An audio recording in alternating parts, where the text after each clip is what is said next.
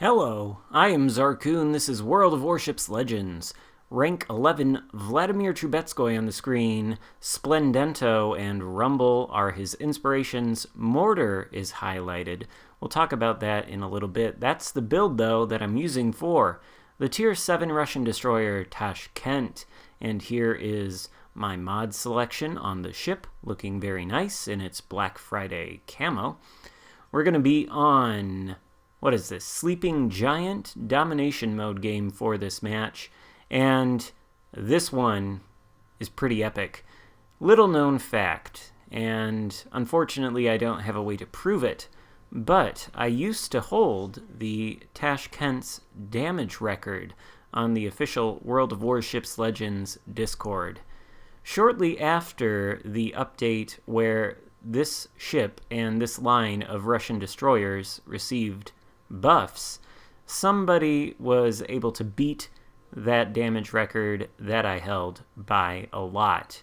Now, the result I achieve in this game does not surpass the current damage record for the Tashkent, but it comes fairly close, like within 20,000 points of damage close. It is a very high damage game, and I'm here to admit a little something to you. I might have been using the wrong build on the Tashkent.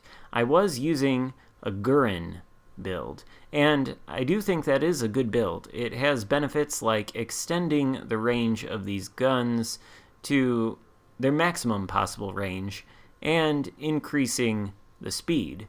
But Trubetskoy has something going for him that Xarkun does not, and that has a lot to do with one of these skills in the third slot. That skill, I can't remember the name, but I can tell you what the icon looks like. It looks like a little Zippo lighter with a flame coming out of the top. Essentially, what that skill does is increase the gun range. Not as significantly as Xarkun's sidestep skill increases the range, but far enough, and then Rumble as an inspiration further increases the range. The Tashkent benefits greatly from having an increased firing range on its main battery guns.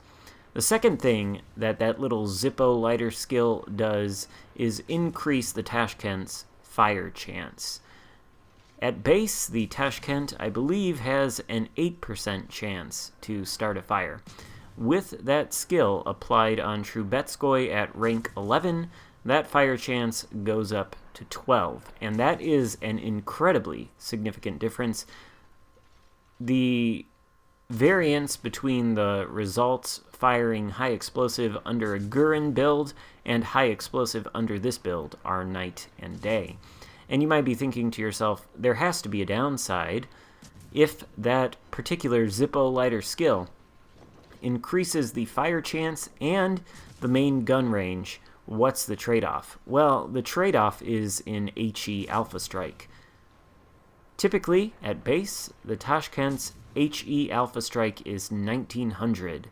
With that skill on Trubetskoy applied, it goes down to 1400, which does make fighting enemy destroyers a little bit problematic.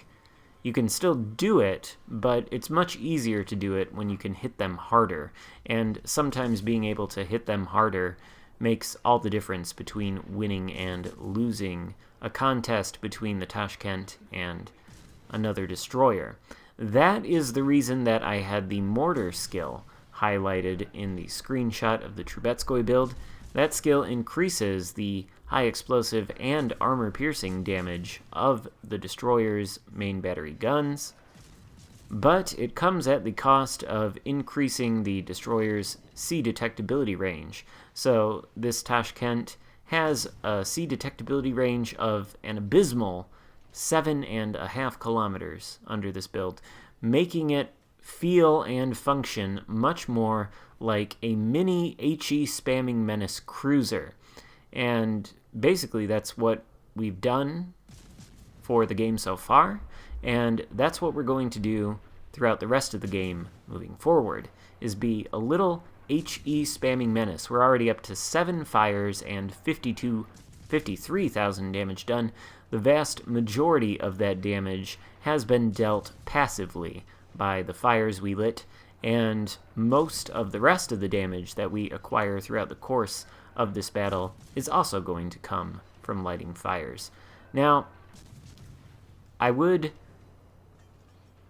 say that the Tashkent is really supposed to be played the way I'm playing it. It's supposed to be played as a long-range gunboat destroyer that harasses the enemy by shooting high explosive at them, lighting fires, and occasionally launching armor-piercing salvos at broadsides, because the armor-piercing on these Russian destroyers is fairly good, perhaps not quite as good as the armor-piercing on the French destroyers, but definitely good enough, and it does yield consistent damage when fired at broadside superstructures on battleships.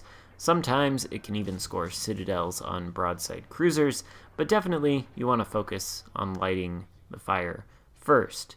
The thing is, though, you might have noticed I am actually the only destroyer in this entire match. There are none on the enemy team, and that makes what I do throughout the course of this game much easier and more possible to achieve. Had there been an enemy destroyer on the red team, that destroyer, unless it was a Tashkent running the same build I'm running, would almost certainly outspot me, and that would make it a little bit difficult. Even with the abysmal 7.5 kilometer concealment range on this Tashkent build, you are still fully capable of outspotting any cruiser and certainly any battleship in the game. The problem comes if you are counter-spotted by destroyers in a position you don't want to be spotted in. So, enemy destroyers on the team make achieving success with this build a little bit harder. And, you know, it's compounded by the fact that that skill on Trubetskoy decreases the high explosive Alpha Strike. But hold on to that thought for a moment as we move past this island. There is an enemy Yamato in the center of the map. We've been keeping an eye on him on our minimap.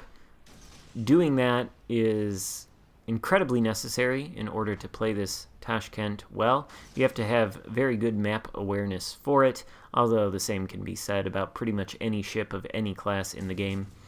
We've launched torpedoes the way of the Yamato. The Tashkent does have 8-kilometer torpedoes, so they are useful, and I can even fire them from a tiny window of stealth, 0.5 kilometers, 8-kilometer range, 7.5 kilometer concealment.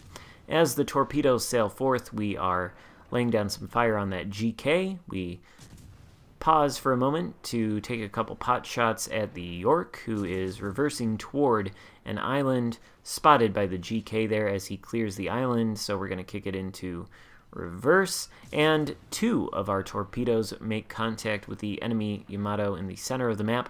Unfortunately, neither of them cause floods, but for reference, I should point this out explicitly. Those are the only 2 torpedo hits we're going to get throughout the course of this game. The lion's share of damage is going to come from the main guns and the fires that they set on our targets. We're up to 149,000 damage now, but there is a little bit of a situation as far as caps go.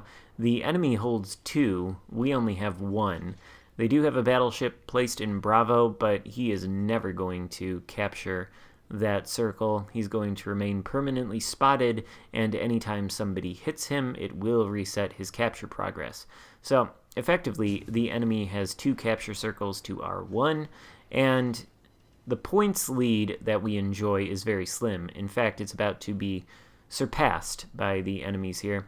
So, it is necessary for us to take another cap circle. That way we can flip the advantage and have 2 cap circles for us to the enemy's single cap circle. The only problem is this York, who is fully capable of spotting me at 6.2 kilometers, but I am also spotting him, and nobody else could otherwise see him. Luckily, one of my teammates takes him out, although I'm pretty sure I could have done it myself. 156,000 damage dealt to enemy ships and 0 kills so far. It's probably because most of these enemy ships have been legendary battleships with a lot of hit points to chew on, like that Yamato out there still inside the Bravo cap. Now we can fire at him from a position of concealment, and we can simultaneously flip this cap circle for our team. That York going down gave us a points lead, but that points lead is not necessarily going to hold unless we can secure this capture circle, which is going to give us some insurance. Now the GK briefly spots us. He manages to hit us with a single shell.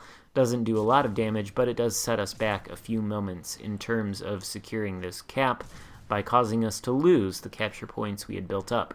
Nevertheless, we are able to sit here, firing over this island, farming fires on this Yamato, as well as those lucrative green defender ribbons. Switching fire now to the enemy Azuma, who is going to come back to bite us in a rather scary way in the next few moments. But right now, all we're trying to do, capture this circle, taking a speculative shot at the GK. Kind of surprised these shells can actually travel over these islands here and hit the GK. The Tashkent does have a very long gun range. On this build, it is up to 13.2 kilometers with that Zippo lighter skill on Trubetskoy, the Rumble inspiration, and the epic booster of battle propensity flag. If you run Xarkun with the sidestep skill and you have him at level 16 or rank 16 like I do, and then you equip a Rumble inspiration and the epic booster of battle propensity flag on top of it, you can get the guns reaching out to 13.8 kilometers, which is nice. However, this skill that makes the fire chance so much better is clearly paying dividends in terms of dealing damage to these enemy ships out here. We're up to 219,000 damage and counting. The current damage record for the Tashkent is somewhere in the vicinity of 248,000 damage done, so we aren't too far off, and frankly, there are enough hit points left on the enemy team for us to surpass that damage total. We just aren't really going to be able to get into a position to do it. Our approach here is going to come extremely close to this Grosse Kurfürst, who is going to spot us as soon as we round the corner of this island here. His secondaries are a very real concern to me and a very real threat. I have seen firsthand that they are capable of chewing through enemy destroyers, especially if the secondary booster consumable is activated. But we do still have one smoke screen left, so we're going to deploy it here to give us a few extra moments of concealment as we continue to try to light a fire on this GK. He's sailing away from us now behind that island. We are actually kind of tunnel visioning on the GK, and that is causing us to make a mistake that is almost going to get us killed. The Azuma appears from behind the island. We didn't notice him reversing. He shoots us. We are lucky that that salvo didn't sink us. The Azuma has a very powerful high explosive alpha strike, and he certainly could have sunk us with that single salvo there. Luckily, he did not, so we are free to continue trying to acquire damage. One of our teammates takes out the Azuma, and only the Grosse Kurfürst is left on the enemy team. He doesn't have a lot of hit points left, but potentially he has enough hit points left for us to surpass the damage total.